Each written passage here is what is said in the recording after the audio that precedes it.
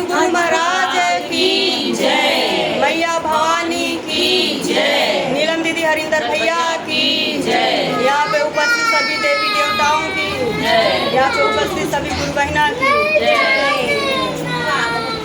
इसमें हरिंदर भैया नीलम दीदी ने 3 सूत्र दिए हैं। पहले में दया मांगना, दूसरे में चर्चा करना, तीसरे में नमन करना। शिव गुरु के चरणों में मेरा प्रणाम,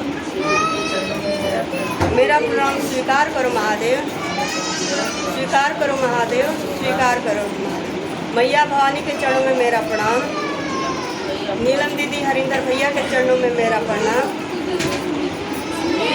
हे शिव गुरु, मैं आपकी शिष्या हूँ, हम शिष्या पे दया करें, दया करें प्रभु, दया करें।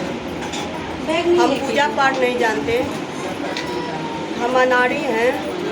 जो भी गलती होगा, जो भी कमी होगा, उसे क्षमा करना, क्षमा करना महादेव, क्षमा करना, क्षमा करना। बोलो शिव गुरु महाराज की जय, मैया भवानी की जय, नीलम दीदी हरिंदर भैया की जय। बोलो हर हर महादेव की